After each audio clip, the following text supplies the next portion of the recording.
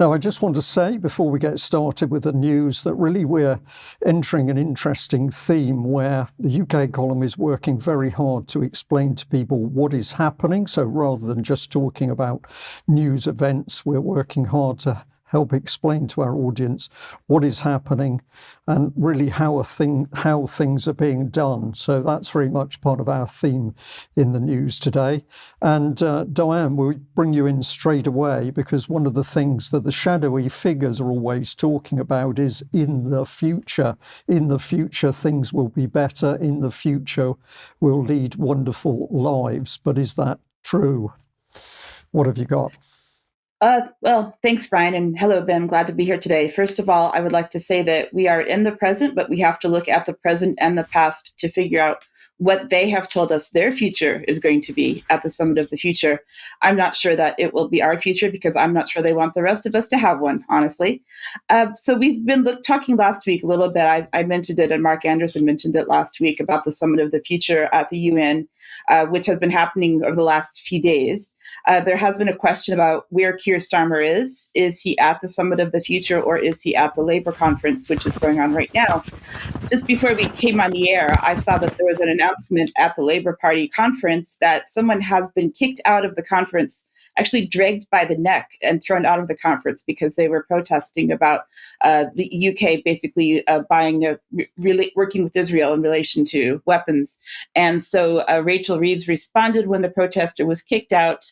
Labour represents working people, not a party of protest. So I guess working people can't protest. But back to the Summit of the Future, where regardless of where Keir Starmer is, we saw a tweet that came out a few days ago saying that he was flying over to the UN for the summit, but we're not really sure where he is. But what happened was yesterday, and we'll go back into more of the details, we go through this, that yesterday they adopted the Pact for the Future. Now, what is a pact? Well, sometimes it is for peace. Sometimes it is an agreement between people and parties. It is certainly not agreement with the people of the world. I can say that for sure. We have just a very short clip here to show what happened at the UN when they all agreed amongst themselves to adopt this pact.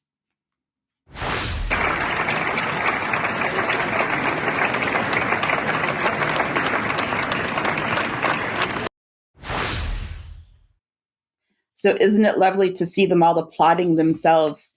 The Pact for the Future is a 66-page document. It has several themes, and they include sustainable development, which is at the top, international peace and security, science, technology, innovation, and digital cooperation, youth and future generations, and transforming global governance. These are slightly different from what's on the slide because the Pact was finally published yesterday evening, which I found right before I went to bed last night. And this was not available in public before this, but each one of these areas has actions saying, we will do this, we will do this. So they are talking about themselves. I really don't think, again, that they are talking about the rest of us.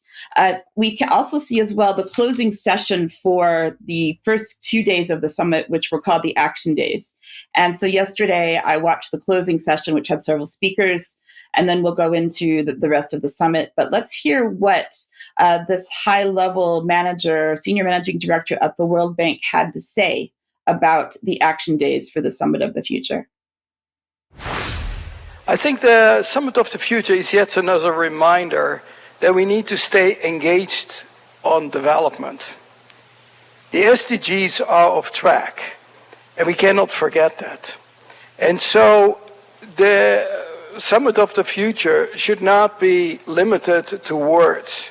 We need to encourage deeds and action. And the problem, what we are having is we need to have governments engaged, private sector engaged, and yes, multilaterals. So in addition to the different goals that I was talking about, there is also in the Pact a digital compact, which talks about how we are going to basically close in on the sustainable development goals by going faster and faster through closing digital divides, inclusion and benefits from the digital economy, an open, safe, inclusive, secure digital space. We're seeing the same words over and over again, that respects, protects, and promotes human rights, advance responsible, equitable, and interoperable data governance approaches, and Enhancing International Governance of Artificial Intelligence for the Digital Economy. And we also have a declaration on future generations, which says that we are going to focus on the generations that are not born yet, not those of us who are here today. So for the pre-opening session to the actual Summit of the Future, which was yesterday and today, so several hours later in the day because they're in New York, we had a video from Renee Fleming, who is an opera singer who I've actually admired for a long time, but I'm not sure I do anymore. Let's play the video from Renee Fleming, please. During the pandemic, I found solace and healing by being outside. And I decided to create an album called Voice of Nature, the Anthropocene, to look at our relationship artistically with nature at the end of the 19th century, early 20th century, compared with today in terms of poetry and music. Decided we won a Grammy that we should take it on the road. This is a song by Bjork called All Is Full of Love.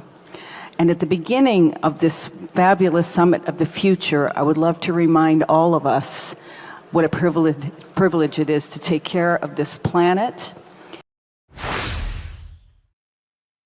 So we can see the focus on the planet, and I'm going to tie some things together here to see where this came from. So Renee Fleming, as I said, is a very well-known, famous opera singer. She said, this music begins at a time almost 2 centuries ago when people had a profound connection to the beauty of nature. Now in the Anthropocene, we see the effects of our own activity and the fragility of our environment. Nature has been so good to us, we have not been so good to nature. So this is the inspiration for the album that she released a couple of years ago, I think it was. So you can check that out if you'd like to, but I would say that the music itself is quite depressing and quite dystopian, if you ask me. So going back a bit further into a little bit deeper, I guess, into seeing what is actually going on and where all of this is coming from. We have here Earth for All, which I mentioned last week, the 22 report from the Club of Rome. And we see again the planetary boundaries framework depicting the boundaries that determine the state of the planet. So again, we see here in this, if you read into this document a bit more, there is more discussion about what the Anthropocene actually is. And so it turns out that we have entered a new epoch or epoch, depending on how you say it, of geology. And we are now, we are the dominant change within the system. It is us. And we have done more to the planet in the last few decades than the entire Earth has had happen to it in its 4.5 billion year history. Again, with the Club of Rome, if we go back into the work of Dr. Aurelio Pachai, who was one of the 3 founders of the Club of Rome, he published a book, a lesser known book than the Limits to Growth, called 100 Pages for the Future from 1980. I will have to say that it is 191 pages, not 100 pages. Already we see the title is a lie. But anyways, there's a lot of really, really shocking quotes in here, and I just want to read one. He says, Norman Myers calculates that there are between 5 and 10 million animal and plant species in the world, and that 500,000 to 1 million of them will be destroyed by human action by the end of the century. Their future is doomed, while we do not even know what future we are seeking for ourselves or whether our future may be linked with theirs. What ignorance of the rules of life! What a waste of potential resources! What contempt for the interests of posterity! What cruelty towards other creatures who also have a right to life. What a lack of culture. What an offense to true spirit of religion. What a lack of ethical principles and of respect for our very humanity. ! Wherever we make an appearance, wildlife, the heart of nature is finished. So there we have the Club of Rome founder saying that. Going a little bit closer into more recent history, I want to thank one of our viewers who pointed out to me last week in the forums that the existence of the Democracy Collaborative, and they did a series of books, academic writing. This one is the New Systems Reader, which is a project of the Democracy Collaborative. And the New Systems Reader was edited primarily by James Speth. James Speth is, as we can see, he's part of the World Resources Institute, which he founded, which is another sustainable markets initiative. King Charles is patron of this particular organization. And we can see here he became the patron in 2018. And so we have all those connections once again with King Charles. Within this book, there's a chapter called Democratic Eco-Socialism. And the quote, "a real utopia," comes from another book that this person, Hans Baer, wrote. He is a professor of anthropology at the University of Melbourne in Australia. And he says here there are basically 5 points to democratic eco-socialism: economy oriented to meeting basic social needs, food, clothing, shelter, education, health, dignified work, a high degree of social equality, public ownership of the means of production. Where have we heard means of production before? Representative and participatory democracy, and finally, environmental sustainability. This organization that I looked into a bit more, where this is all based on the Democracy Collaborative, we have a lot of dystopian-looking photos on their website, and they're all about systemic crisis, climate change, and we need systemic change to fix all of these inequalities, these injustices, faith in democracy, crisis of our system, and we need a systemic solution to the systemic problem, which basically means starting everything all over again. So one of the particular initiatives within this organization is the Next System Project, which was responsible for writing the book that I just talked about. And again, we see systemic problems, systemic solutions. We need a new system. What are we going to do? And that this is basically what they are pushing all through the entire book, and mostly through socialism and related ideas. So I'll be covering this next week as well on the news. I'll be following the 79th session of the United Nations, which is going on for the rest of the week. All kinds of exciting meetings going on. And just so that if viewers want to follow along with me, if you want to have any watch parties or anything, you can watch everything on the Web UN TV, which is available to the public, either on demand or live.